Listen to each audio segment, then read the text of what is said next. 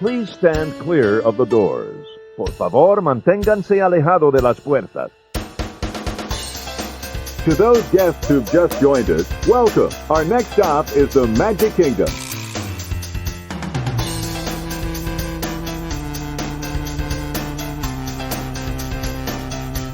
Ladies and gentlemen, we are approaching our station at the entrance to Main Street, USA, gateway to the 7 scene lands of the Magic Kingdom.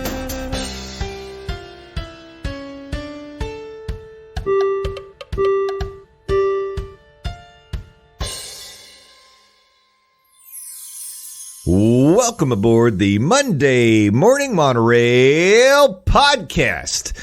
This is Justin Monorail, and this is episode number 176 of the Monday Morning Monorail podcast. This is Thanksgiving week. Happy Thanksgiving, everybody.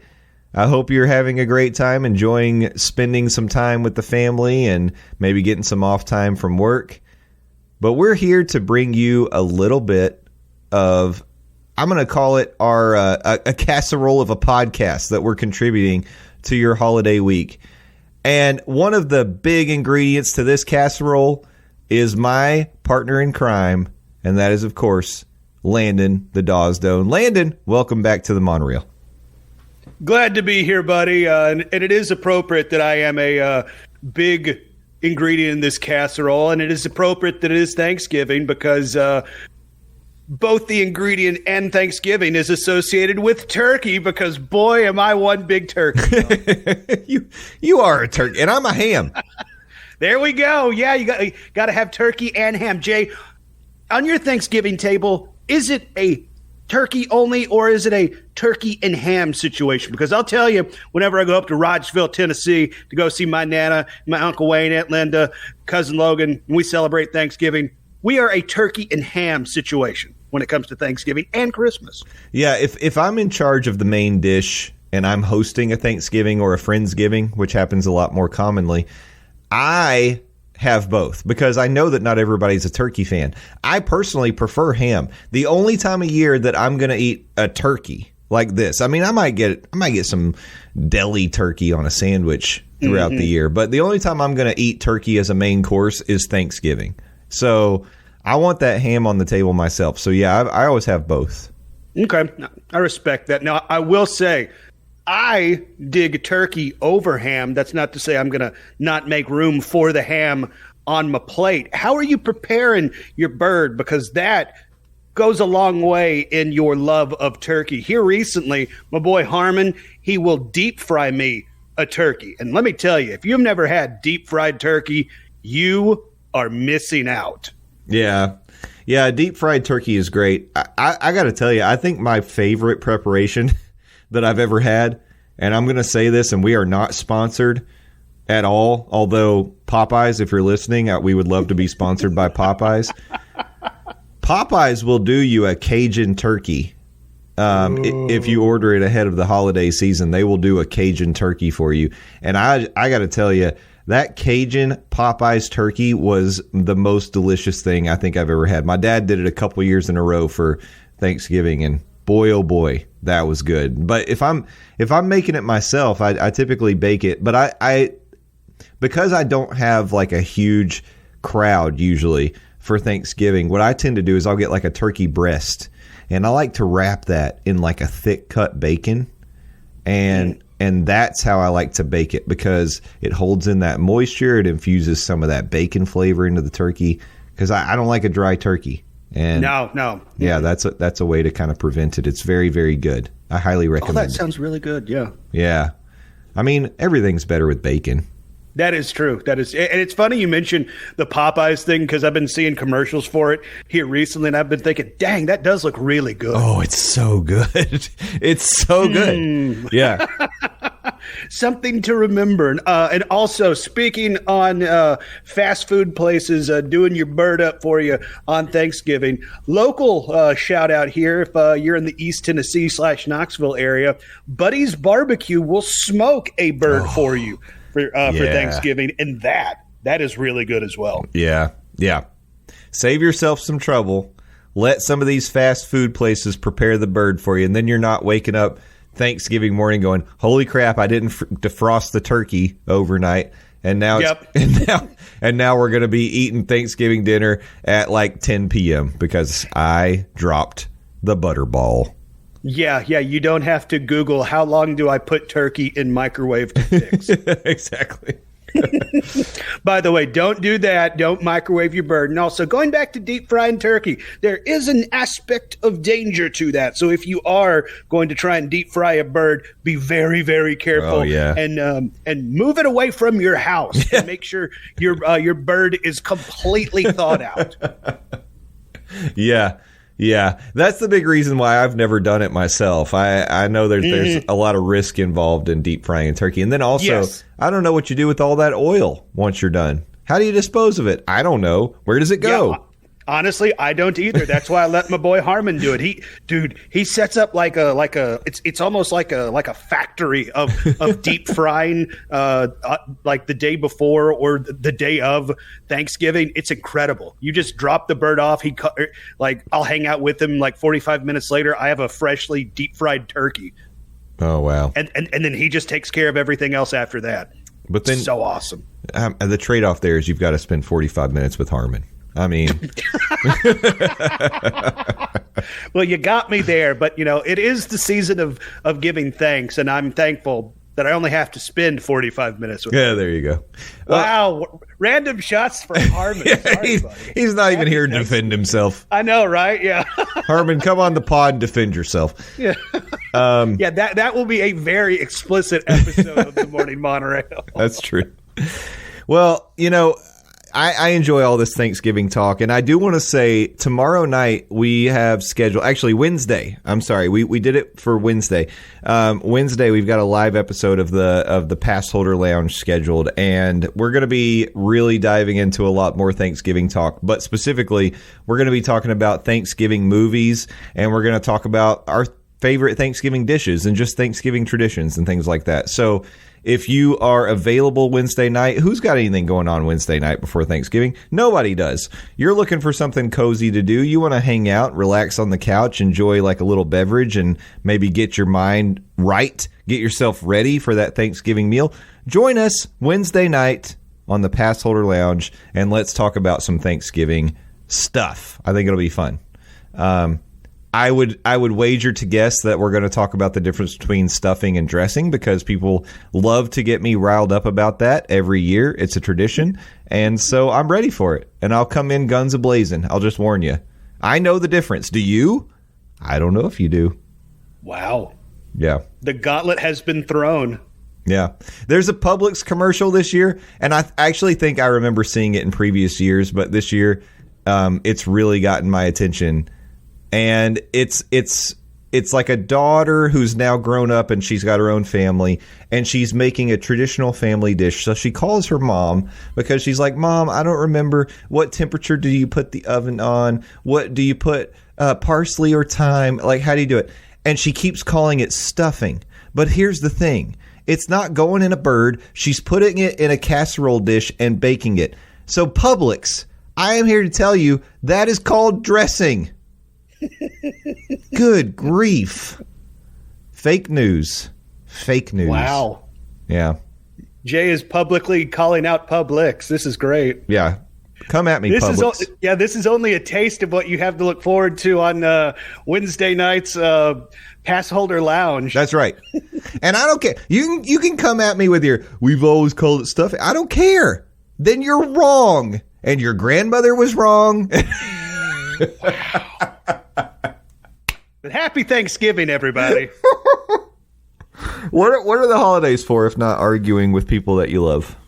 Well, you got me there. That is very true. Yeah. It's funny to go after people's grandparents. And at least we haven't started arguing about politics. ... Yet. We'll get to that. Oh, my goodness. But Landon, so here on the Pass Holder Lounge, we traditionally, talking about traditions, we talk about theme park stuff, specifically Central Florida theme parks like Walt Disney World in Orlando, Florida. And more accurately here on the Monday Morning Monorail, not the Pass Holder Lounge. Oh, yes, correct. I've already transitioned to the Pass Holder Lounge. This is not that. This is the Monday Morning Monorail podcast. And we're going to talk about theme park stuff. But considering this is a holiday week, and we're going to do things a little differently because we're down Steffers tonight, and we've got like a whole lot of news that we could get to. But I think we hold off on that. We also have all of your submissions, by the way, for your hotel Imagineering. And thank you so much for the people that responded. We threw out the question last week if you were going to design a hotel based on any intellectual property or just any immersive theme. Tell us what that hotel would look like. What would it be based on? What would the rooms look like? Restaurant, pool, spa, whatever it is. And you all responded on not only on the Monday Morning Monorail Fam Facebook group, but you responded on Twitter and in the Discord. We created a brand new channel in the Discord specifically for our Discord friends to respond to our weekly questions. So I appreciate that, and we're going to get to all of that next week. This week, we're going to keep it simple. Landon, you just got back from the most magical place on Earth just this last week, and you brought back with you a special souvenir. I know you're not feeling great, so I appreciate you being here tonight, but I really want to talk about your trip. I want to talk about your experiences, talk about maybe some places that you experienced for the first time or had good experiences or bad experiences or whatever it may be. So the first thing I think we really need to get to, because it's the thing that maybe has the biggest impact on us, the Monday Morning Monorail family, and that is, of course, the changes that are occurring at Nomad Lounge. So, Landon, you dropped this ball on us on the Discord. Tell us right now what you learned when you and the smoking hot girlfriend Lindsay were at Nomad Lounge on your vacation. Yeah, so it was Saturday, November 11th. Me and the smoking hot girlfriend had a awesome time in Animal Kingdom that day. We were able to get on the safari, which is always a great experience. We were able to watch the Festival of the Lion King, which is always a must-do, in my opinion, if you're down in the House of the Mouse in Orlando, Florida, talking Walt Disney World. We were able to take in a lot of the Christmas decorations in the Animal Kingdom. I love the marionette puppets they have that are out there in front of the Tree of Life right as you walk into, what is it, Discovery Island or whatever there in the Animal Kingdom. Big fan of those, so we got pictures. We went around and got pictures with other cast members and, you know, magic shots and stuff like that while we waited for our table at Nomad Lounge to be called. So then we go and sit down. We place our order. We both get Kungaloosh's because Kungaloosh is dope. Best drink on property. Fight me if you disagree. I will still beat you up even though I have COVID. Then we go to place our food order. We go for the sliders. We go for the wings. And then we say, and we would also like an order of Dem Ribs. And that is when our waiter said, all right, let me put that in for you. But I hate to be the bearer of bad news. Today is the last day that the ribs are going to be on the menu. And I'm like, wait, what do you mean? He said, yeah, starting tomorrow, they're not going to be on the menu, and a few other items are going to be pulled off the menu as well, and we're going to start featuring these new items. But all I hear is Dem Ribs are going away, and I'm like, so does this mean like they're going to be like a secret item? You can still ask for them? No, they're gone. They're no longer available at Nomad Lounge. Dem Ribs are gone, y'all. Oh my gosh. I feel like since day one, when we started touting the, singing the praises of Nomad Lounge, like it's all been centered around Dem Ribs. 1,000%. And the fact that, yes, now I'm not trying to say it's not a great place otherwise, because it absolutely is. There's a lot of good food. There's a lot of good drinks. I don't know if you all heard that, but there was a little. Yeah, there we go. Man. I don't know if we have the rights to get this cleared, but I just feels appropriate. I don't know how.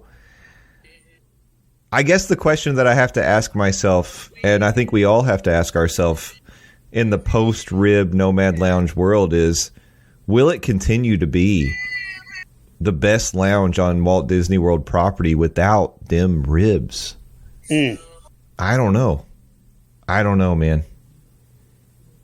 That's tough to say. It is, and it was interesting. Even the waiter was talking that he and a lot of the other staff were not particularly happy with some of the moves that they were making with the menu, particularly the ribs going away, because he said this was the second most popular item on the menu behind the sliders. Of all things being number one, which was kind of surprising to me, sliders coming in the top spot. But I mean, the wings are still going to be there. And I asked, are the wings hanging around? He said, yeah, the wings are still going to be on the menu. But then he came back and said one of the items that is going to be added is a chicken satay, I believe. So he pointed out there are now 2 chicken items that are going to be featured on the menu. And he said he wasn't a fan of that. So it's an interesting choice that it seems like, obviously here on the Morning Monorail, we're not a big fan of. It's an interesting choice that it seems some of the staff wasn't a fan of as well, to the point that he also mentioned, I love the fact that this cast member was just spilling all the tea. like I didn't have to twist his arm or anything. He was just telling me all this. It was awesome. That there was going to be a staff meeting with the proprietor of Nomad Lounge to talk about these moves, and these I guess worries were going to be brought up to management. So I mean, maybe we could see Diz Twitter be used for good, for an instance, and we could see a Ohana noodle situation. Yeah. Excuse me, an Ohana noodle situation. And if there's enough of an outroar, we could see the return of Dem Ribs. Because if you remember when Nomad Lounge reopened after the pandemic, it wasn't on the menu and it came back. Now, even though it wasn't on the menu, it was still one of those items you could ask for. Yeah. You know, if you know type situation, they would still hook you up with the ribs. But in this situation, it's just coming off the menu. I also found out this was interesting. Next time you're in Nomad Lounge, take a look of the bar and notice where it starts and where it ends. He told me that's how big their kitchen is. They don't have a big giant kitchen, so that is why they have such a limited menu in Nomad Lounge. So when they add something new to the menu, they have to take something off the menu, and there's one person running that kitchen when it's open. It's run by one person 5 days a week, and it's run by another person the other 2 days of the week. And he said 90% of what they do in the kitchen is for churros, because people come in and order churros to go round the clock when Nomad Lounge is open. Even if they don't come in and sit down, they're getting their churros from the bar to go. So churros really, probably in all honesty, are the number one item that they sell at Nomad Lounge, not the sliders. Yeah, it sounds like that. I also found out that all the churros they sell are gluten-free, which I thought was interesting. And he said, to his knowledge, that was the only place on Disney property that you can get gluten-free churros. So there's that. Yeah. Man. Yeah, I know. Well, so it's funny. I always assumed, incorrectly, obviously, that the Nomad Lounge kitchen was just the Tiffin's kitchen. That's just where I thought everything came from. Because you could get the Tiffin's bread service. Yep. Yeah, and it seemed like there was another Tiffin's item you could get at Nomad Lounge. So I just assumed they shared the space. I didn't realize that Nomad Lounge had like a dedicated tiny little kitchen. And I get it. There's one person back there. There's a limited amount of things that they can make. So, and menus change, items come and go, but my goodness, this was just one of those. It wasn't even really a hidden gem, but it was a gem in terms of food items on Disney property, because it was delicious and it was like, for what you got, relatively inexpensive as well, because I think they were like, I want to say $12 or something like that for the serving of ribs. I would love to find you another food item that hearty, that delicious for that price on Disney property. Like, yep. I just don't know that you could do it. So, I mean, even compare it to other like ribs around Disney property. I mean, there was something about Dem Ribs compared to other ribs you could get, like appetizers or just full blown like entree ribs. There was something about the ribs at Nomad Lounge that just put them, in my opinion, head and shoulders above everything else. It's like Lindsay in her past had extensive experience in the barbecuing world, and even she was impressed with the quality of Dem Ribs. Yeah. I don't think that they were one of those things that when we recommended to people, anytime they had them, they were like, wow, you were right. These are great. Like almost 100% of the time. I can't remember a time somebody was disappointed unless, they got maybe a fatty one. There was a time that I got some fatty ribs and I was like, oh, they weren't so great. Yeah. And I even think I'd come on a previous episode of the Monorail, like way back in the day on a trip where it's like, I think Dem Ribs may have lost a step, and it was just, oh no, I just got some fatty ribs. And that happens, unfortunately. Or rather, that did happen, unfortunately, I say in the past tense. Yeah, exactly. Well, I mean, I know we've gone on and on about them, but I do feel like it's worth it because it's something that we've dedicated a lot of time over the years on this podcast to, the ribs and Nomad Lounge. And I guess all I can say right now is, Dem Ribs, we had some good times, and by golly, are we going to miss you. And I just hope that we're reunited someday in the glorious Nomad Lounge, and this isn't a forever goodbye. That's all. No kidding. Yeah. Is Twitter, use your powers for good for once. That's right. Yeah. Landon, so that was a sad takeaway from your trip, but would you have any highlights you'd want to share from this trip to the Walt Disney World Resort? Well, you mentioned it earlier. The Tiffin's bread service isn't necessarily my jams, but the Smoking Hot Girlfriend tried it for the first time, and she was a big fan of it. So there is that. Let's see what else. Another first time, which I now consider a must-do, at least for myself, visiting Magic Kingdom, Skipper's Canteen. That place is awesome. Yeah, it's so good.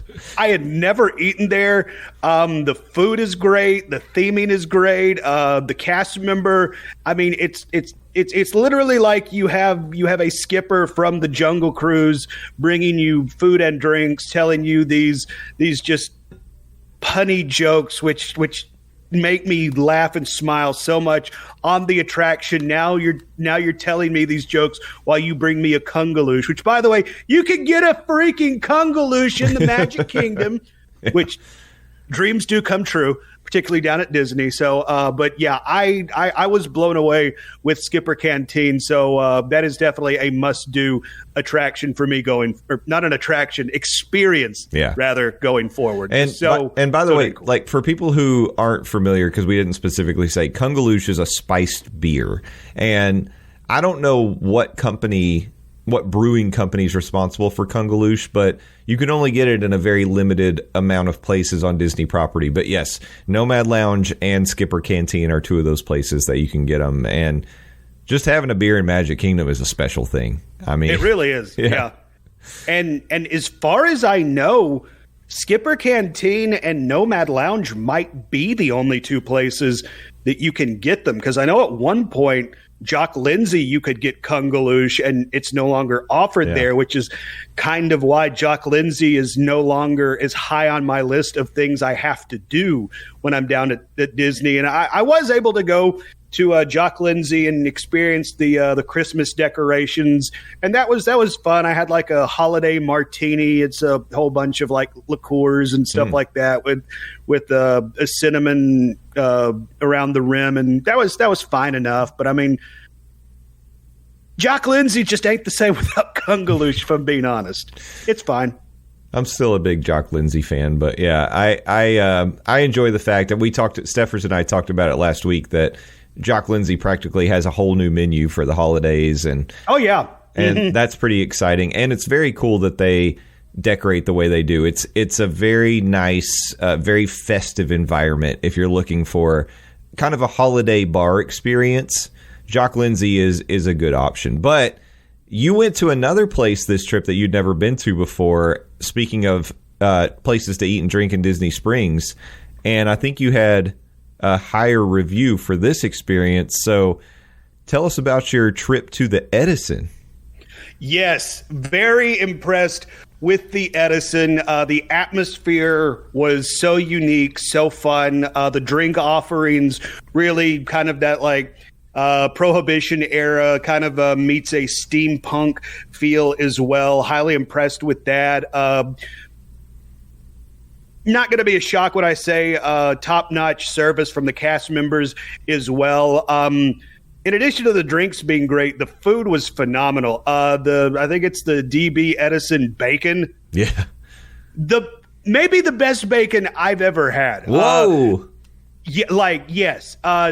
This is how it went down. Me and Lindsay were looking at the menu, and I say, I hear the bacon's incredible. So like I'm gonna get that as an appetizer. She's like, well, I'm not really interested in bacon, but if that's something you want, go for it. I'm like, okay. And then I see it's like, oh, it comes with sweet and spicy pickles. Would that be something you're interested in? I do not like pickles at all. So she was like, absolutely, yeah, I'll eat the pickles. So we were gonna order the bacon. I was going to eat the bacon. She was going to eat the pickles. It comes. It looks cool. It comes on like a clothesline. It's hanging. And then she's eating the pickles out of the like ramekin that it comes in. And then I'm like, oh, this bacon's really good. You need to try this. Next thing I know, she's eaten half of it. So she too quickly changed her position on not wanting bacon and agreed with me. It was some of, if not the best bacon we've ever had. The coating on it, and it's candied bacon too. And it's not this like hard brittle candied bacon that I had been introduced to when I tried candy bacon previously. It had a nice glaze to it that gave it a nice sweet and savory somehow at the same time flavor texture. And then the bacon itself was it was almost like a jerky situation. It was so good. Honestly, I could have made a meal on the bacon itself. Much like Skipper Canteen, the Edison is somewhere that we look forward to going back to, and we will be going back to. It is a must-do, at least in my opinion and the Smoking Hot Girlfriend's opinion, on our next trip back to Disney. Did you have any drinks that stood out to you there, or? Oh gosh, I'm actually going to pull up the menu. She ordered It's their take on the bee's knees. Let me pull up the menu real quick. Yeah, I mean, I think highly of their cocktails. Like you said, that they sort of do have more of a Prohibition style cocktail approach. Their signature drinks there are really good. And I had rave reviews of the event that I went to just a few weeks ago, where we got to do the cocktail archives. But I think it's definitely a place.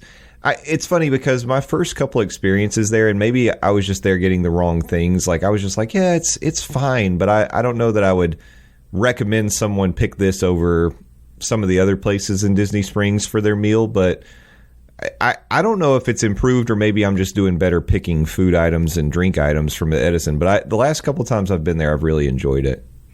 Okay, this is what I started with. I started with the Bootlegger's Basil because originally I picked just their old fashioned, and then as our cast member was kind of explaining some of the drink offerings they have, she mentioned the Bootlegger's Basil and said that this was their take on the old fashioned. And I thought, well, if I'm here, I want to see their take on an old fashioned, because I love me an old fashioned. The Bootlegger's Basil is Basil Hayden's bourbon, honey, blackberries, a fresh basil leaf, and then bitters. And generally it's like, okay, all right, I'm generally not a big honey fan, but the way it all came together was just so damn good. It like a great drink. And then another one that she suggested was a Just Trust Me, and it's appropriate that it was called a Just Trust Me because again, it had stuff in it that I wouldn't necessarily be drawn to, particularly Screwball peanut butter whiskey. Oh, yeah.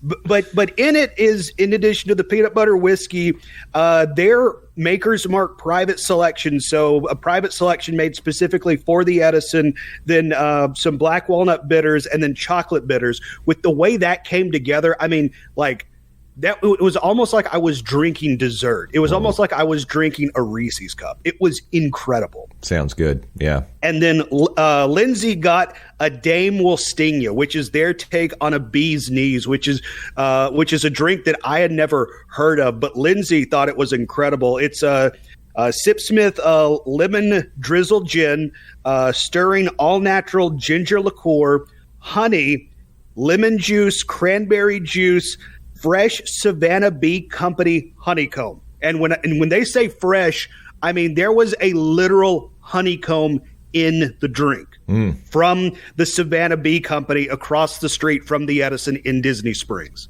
Wow. And she thought it was incredible. That's awesome. That sounds great. Yeah. And then she also had He Went to Paris, which is their take on the Paris 75. Oh, okay. Fantastic. Which I mean, that's just gin, lemon juice, simple syrup, and then some champagne. Champagne, yeah.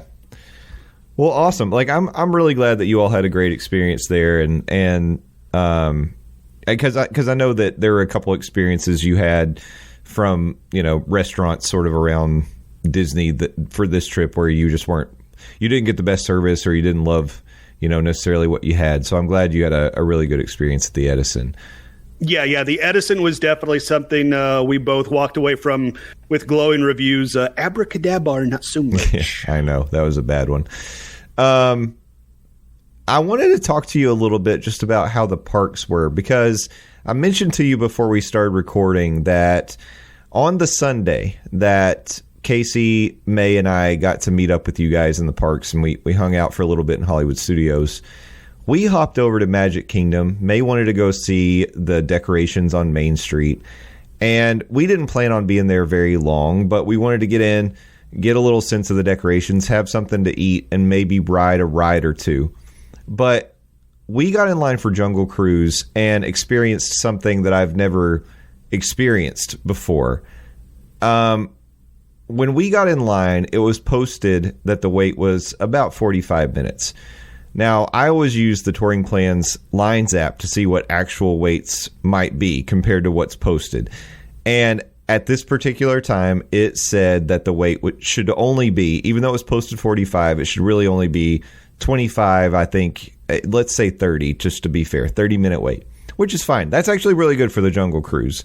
Particularly the Jingle Cruise. Yeah, and right now they got the Jingle Cruise going on. So absolutely, I was thrilled that it was going to be less than an hour, and 30 minutes is totally acceptable. So we got in line, and after we first got in the queue, it moved a little bit, and then it suddenly came to a stop.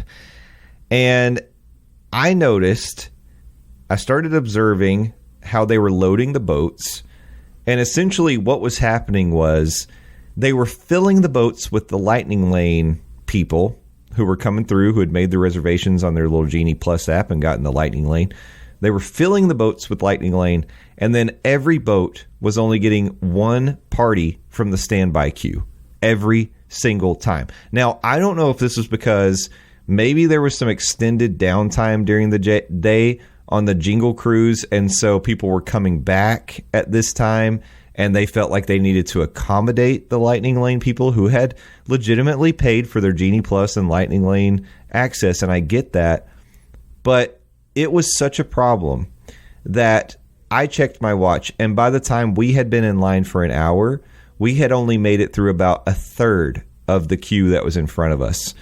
And so we made the choice to get out of line, which I hate to do. We had invested an hour in that line, and we wanted to do the Jingle Cruise, but we were sort of, fighting against the clock, and we had to get home. We had dogs that needed to be walked and have dinner and all this. So we just cut bait and got out of line, and I absolutely was upset about that. But I didn't know, as I was watching that, and I started thinking to myself, well, how many times have I ridden the Jungle Cruise in the post-Lightning Lane era? Maybe this is just standard operating procedure now for the Jungle Cruise, but that can't be. It cannot be that they fill the boats with Lightning Lane and then only let one standby group go at a time. So I don't know, Landon, if when you were in the Magic Kingdom, if you did the Jingle Cruise or really any other standby line and you had an experience like that while you were here. We did do the Jingle Cruise, but we saved it for our not so scary Very Merry Christmas party night because the line for Jingle Cruise never got below 55 minutes for our Magic Kingdom day. Okay.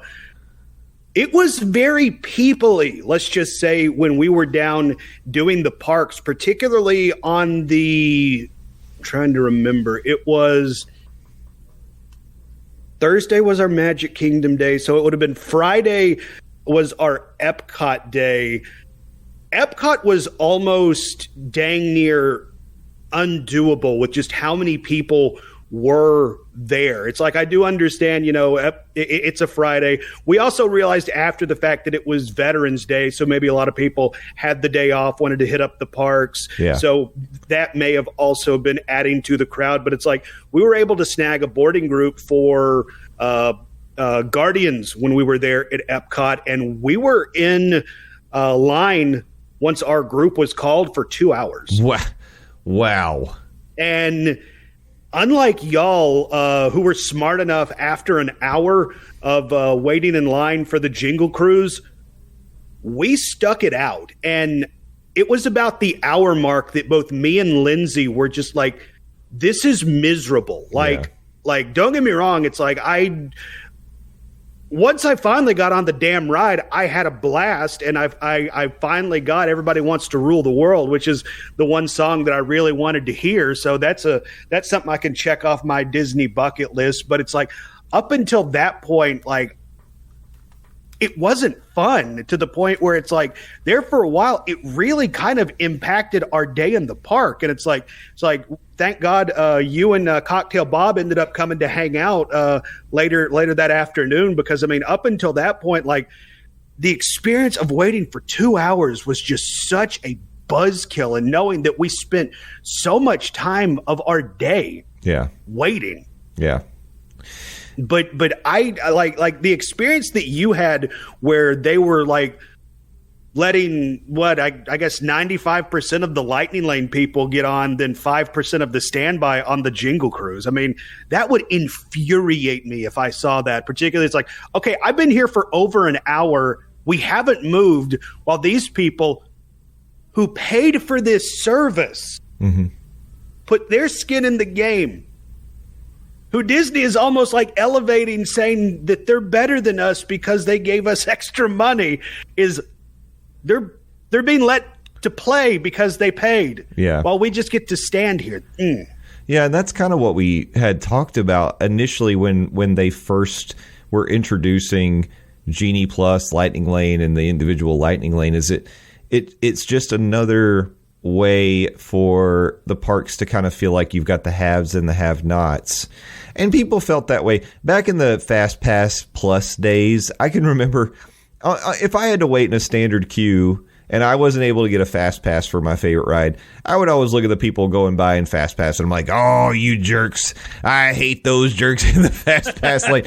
They get to go ahead. But, but you got to be those people too, because everybody got to get Fast Passes. Yep. So you almost like, it's easier to tolerate when well, I got to get a Fast Pass for Space Mountain, so now I've got to wait for, standard queue for Thunder Mountain or something like that. Whatever it may be, you kind of get it because you're all part of it and everybody gets this. You're all on the same playing field. But even so, even back in those days, I don't remember the Fast Pass management being such that like it was 90% of the people who had, if you were in Fast Pass, you were going ahead of the people in standby. I remember it being a lot more like 50-50 at most. But I don't know. And maybe there were extenuating circumstances that caused Jungle Cruise to be operating this way that day. But it just made me think, man, that is such a bummer. And I can tell you, because we were observing the people in front of us, everybody in the standby line was upset. Lots of people were complaining. And I don't think it was the cast members' fault. I think the cast members were doing what they were told to do. I just think whatever they were told to do, it was sucky for those of us who were in standby. Mm-hmm. So, I mean, never want to get mad at the cast members in those situations, but kind of like what you said, they were just doing what they were told and trained to do. But if that's what they were trained to do, that's kind of a problem because, like you said, it's creating a situation of the haves and the have-nots. Yeah. In a park that let's be honest, it's not cheap to get into any of these parks to begin with, and now you want to introduce yet another barrier to maybe experience something you really want to do. It's like, oh well, if you really want to do it, you can pay up to $24.99 for everybody in your party to experience it. Yeah, right. It's kind of crappy. Yeah, so I don't know. Now, this was also a weird day because it just so happens that we found out after we hopped into the Magic Kingdom, it was the day that they were filming the Christmas parade that's going to be shown on ABC on Christmas Day. So they had. What I thought those were live. Everybody thinks that, but no, they ran them. They ran it twice that day. We had missed the second running of the Christmas parade just barely because I think they must have started it like at 2 or something. So by the time we got in the park, we had missed it. But the other thing they were doing was they were filming the stage shows. And I guess it's going to be, I don't know if it'll be part of the Christmas Day parade show, but I think it might be like a Magic of Disney Holidays or something show that they're going to do on ABC or Disney Plus. But they had musical guests and they had dancers and different things on stage. We didn't get to see any of the performances firsthand. We saw them setting up and we saw them. They had the audience practicing cheering. So this is something that you may not know if you've never seen one of these being filmed in person. But I actually thought when we got to the Magic Kingdom, and I think it was maybe around 3 or something when we got there, they had a sign for special event entry. And I was like, wait, I didn't think there was a very merry party tonight. And in fact, I think on that particular Sunday, the park was open till midnight. Well, as it turns out, it was, but I forgot that what they do is, I don't know how you get on a list to do this, but all the people that they show that are in the Magic Kingdom for these stage shows that are like in the crowd right up at the stage, they all have been chosen to be there. And what they do is they all have special passes, like it's a special event for them. They go in and they are part of the crowd, the atmosphere, and they tell them, when to be like any live show, like, oh, you need to cheer now and, do this. And they're part of the atmosphere. Those people have to be in that crowd for hours and hours and hours, standing there with nothing happening. But then it's cool because they do get to see whatever happens on the stage, they get to be there for it. But yeah, they got to see Chrissy Metz sing a song or something. Or whoever. Yeah. So, and they maybe Pitbull was there. Maybe they got to see worldwide after all. I think Derek and Julianne Hough were there that day because I think they're like hosting the Christmas parade. And I don't know who that is. They're from Dancing with the Stars. That doesn't help. But yeah, I mean, I just think it's an interesting fact. People may not necessarily realize that like the crowd they show that's around the stage for these in-park Disney events are all people who were somehow selected and put on a list to be part of that crowd. So I don't know. I don't know how you get access to that, or I don't know if it's cast members. I don't know where they get those people from, but yeah. So I did not know that, but I guess once you lay it out that way, it makes sense because, I mean, Disney doesn't want, people going rogue or whatever, so to speak, in those situations. Yeah. Plus, I also noticed that all the people that were in the crowd, they were all wearing like really festive holiday, like Christmassy get-ups. And so they wanted people to be dressed a certain way. And so it all makes sense, but it's just one of those things that until you see it in person, you're like, oh, of course that's how they do it. I just didn't. I didn't think about that. But yeah, so I'm saying that to say it was a weird day in the parks that we were there because they were doing a lot of other stuff. So who knows what was causing the issue, but it was a bummer. That is a bummer, yeah. Yeah, especially for, Casey, this was her first time in the Magic Kingdom in like 5 years. And she had said she wanted to do like, mainly she wanted to do Haunted Mansion. And we ran out of time because we spent so much time in the Jungle Cruise line. Oh, that sucks. Yeah. So that was a bummer. But anyways, I wanted to talk about one more thing just quickly. But before I do that, was there anything else from your trip, Landon, that stood out that you would want to share as a good experience or a tip or a highlight?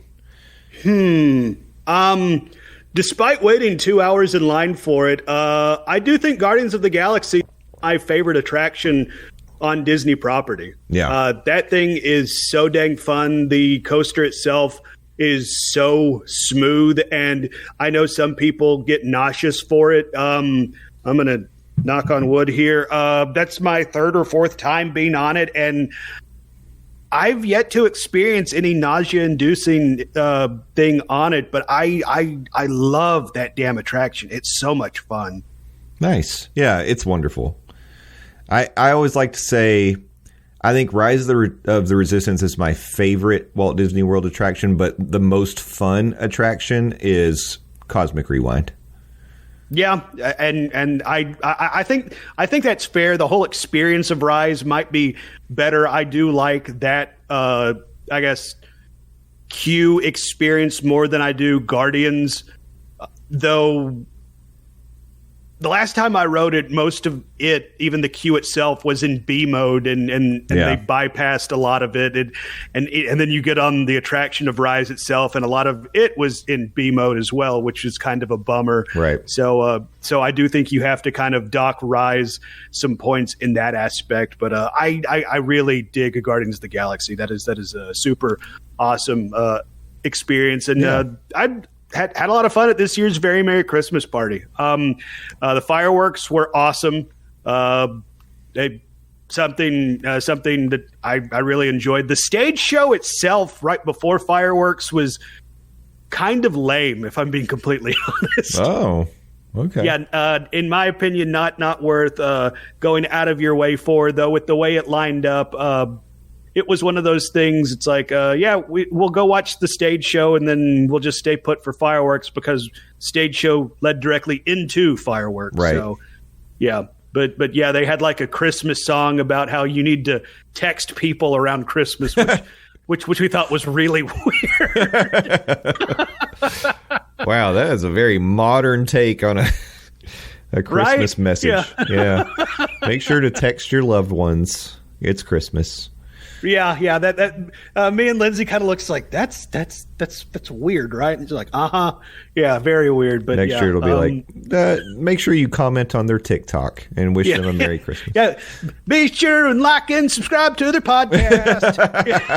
It's truly the one gift to give this year.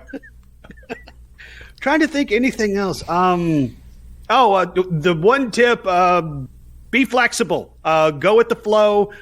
Stuff is going to happen on these trips, whether it be a never-ending queue for Jay at the Jingle Cruise, me at Guardians of the Galaxy. Stuff is going to happen on these trips, and be flexible. Yeah.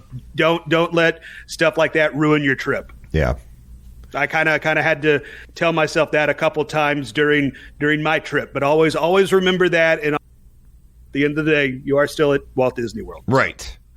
Yeah, it could be worse.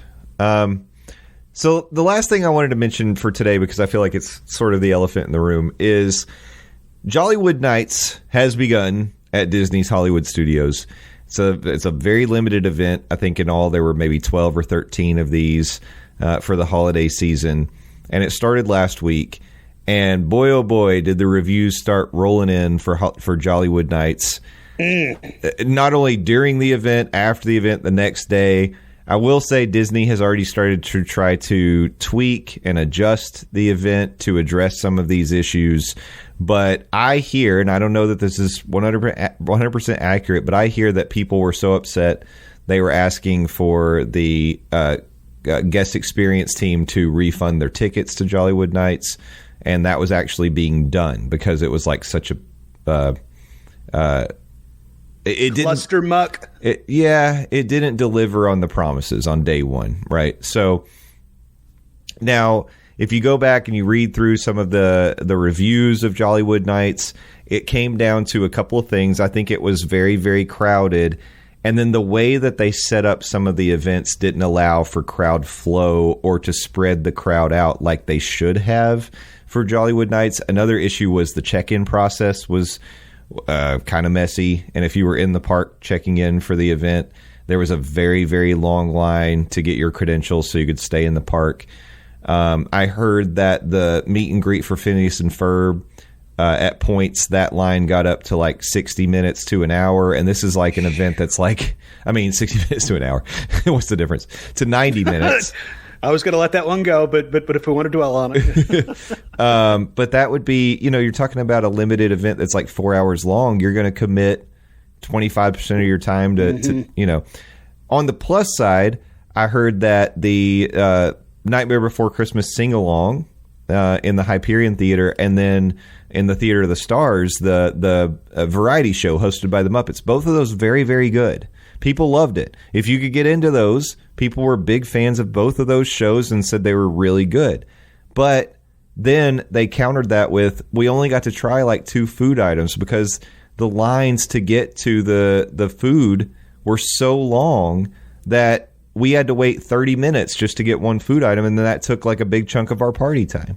So I really hope that Disney does tweak and adjust and improve, the event in whatever way that they can, because this was a high dollar event to attend. And I think people deserve to get the value for their money. But I will say, I believe that they will. I think that there are aspects of this that seem to be very, very good. I don't know, Landon, if you saw any of the videos or pictures or anything, but the soiree that they had at the Tip Top Lounge outside of the Twilight Zone Tower of Terror, I think the area they used for it was probably not great, but people were saying that the band that was there was like really good.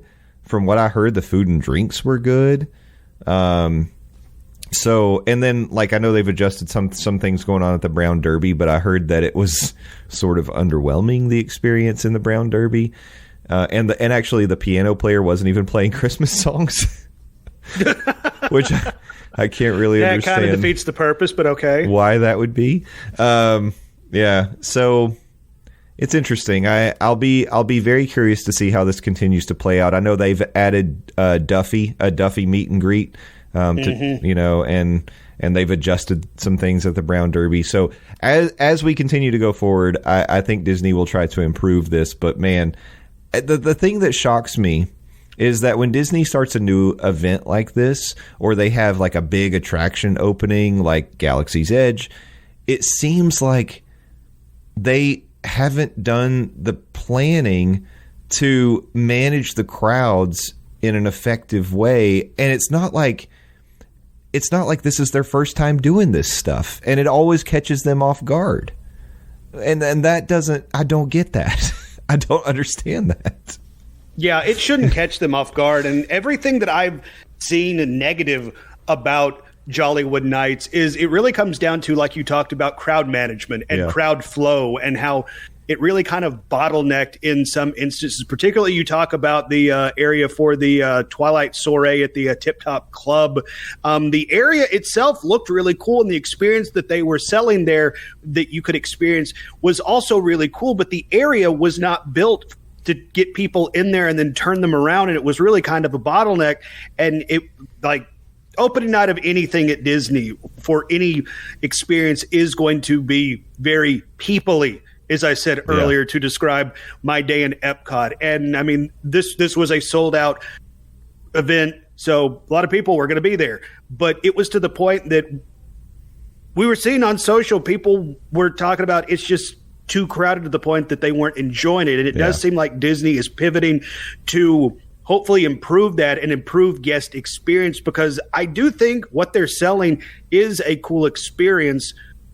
But you can only experience so much if you're standing in line to meet Phineas and Ferb for an hour. You can only experience so much if you're standing in line to get one single food item for half an hour. Yeah. Those two things right there, that's 90 minutes. That's almost half of your time for a 4-hour event that costs close to $200 for one person to get in. And if you remember when we were running down the foodie guide for this event, there's some killer food item and drink options that are being offered for Jollywood Nights. And it's a damn shame that people aren't able to experience more just because the crowd flow, at least for the first night, was so inhibitive.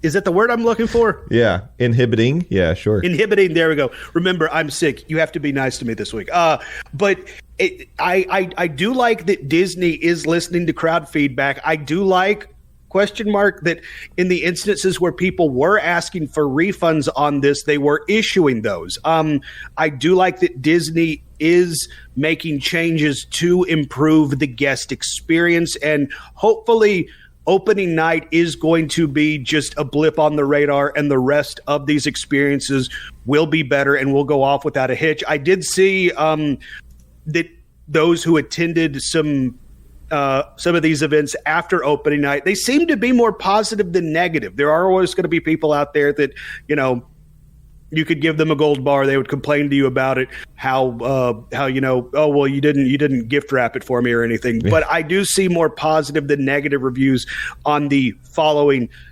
experiences on Jollywood Nights. But I will say, for the price point, you do want people to enjoy this. But kind of like what you said, it's like Disney shouldn't be caught off guard with stuff like this. This isn't their first rodeo. This is kind of what they do for a living. They're Walt freaking Disney World. Yeah, and to run out of merch the way that they did too on night one. Yes, apparently that happened almost immediately. Yeah. Which I mean, it's like and again, it's like this can't happen. You know this is going to happen anytime, whether it's a ticketed event or a day one drop on anything, or oh my God, Twitter's losing their mind over Figment pencil box, and that's the new hotness. People and scalpers are going to buy this up so they can flip it on eBay. Like, why does that particularly keep happening, Disney? I don't know. Although I will buy a Figment pencil box. So Disney, we all will, Jay, but they're sold out. Yeah. So like I said, I'll be interested to watch how it goes, and I hope it does improve. And because, if they bring it back next year, I hope they do, then it's something that I would really consider experiencing it, as long as the reviews get better and the experience that we hear from guests definitely starts getting better reviews. Then next year, I might actually consider doing it, because it looks very cool. I think you've got all the pieces. Mm-hmm. Now you just got to execute it. And that's really all it is. So, all right, Landon, I think we should call that a podcast. What do you think? We can call it a podcast. Sounds good. Now, I think it's best for people this week to interview or interact with you on socials, because they don't want to get your germs in person. So, most definitely, yes. If you see me in public, run. So, if someone wanted to do that, how do they find you? You could follow me on Twitter, LANDOZ. Please go follow me, Landon Doan. I'm the best, Landon Doan, not the rest. That's where you can follow me. 280 characters at a time on Twitter. I'm hesitant to plug buttmunchchips.com, because the last time I went there, I got a white blank page. Oh. So I really need to check into that, but I went on vacation, then I came back sick, so I've been busy. But yeah, buttmunchchips.com. Sit on your butt and be sick, apparently. I also allegedly appear on the Phil Show, News Talk 98.7 WOKI, a radio station locally here in Knoxville, Tennessee, streaming 6 to 10 a.m. Eastern Standard Time at newstalk987.com. Also available in the iHeartRadio app and the News Talk 987 app as well, though I am going to be on the day this episode drops. I'm still not cleared to go back to work because of, the vid that I got. And but I'm tentatively going to be back Tuesday and Wednesday this week. Then we're off Thursday, Friday for Thanksgiving. So adjust your schedules accordingly. And like Jay said, if you see me in public, don't approach me. There's that. Yes. So I just went to buttmunchchips.com myself, and I have to report there's a picture of a child sitting on a couch eating chips, watching TV. It says you've got the header, Butt Munch Chips, and then the tagline, sit on your butt and munch. There's nothing else on the page. Oh, that's not great. That's it. Not great. I need to contact my IT department. Wait, that's me. Oh, no. That's funny that's it's still there, but that's all you get. Oh, boy. Maybe that's the universe telling me this bit has run its course, buddy. Oh, man. That's so good. Oh, boy. Well, anyway, go check that out. Go check out buttmunchchips.com and enjoy that picture. And go look at that picture of that portly child eating potato chips. Also, you can follow the Morning Monorail on socials. We're at Morning Monorail on Instagram and Twitter. And if you want to join our Facebook group, that's the Monday Morning Monorail fam. You can join us there. We have a Discord. If you need more information on that, just send me a message and I can get you to the Discord. Do all of that. Enjoy your Thanksgiving. And then maybe come back around here next week for another episode of the Monday Morning Monorail podcast. Until then, make sure you thank a cast member, thank a team member, be excellent to each other, and party on, dudes. We'll see you next time. Bye-bye. Happy Thanksgiving, everyone.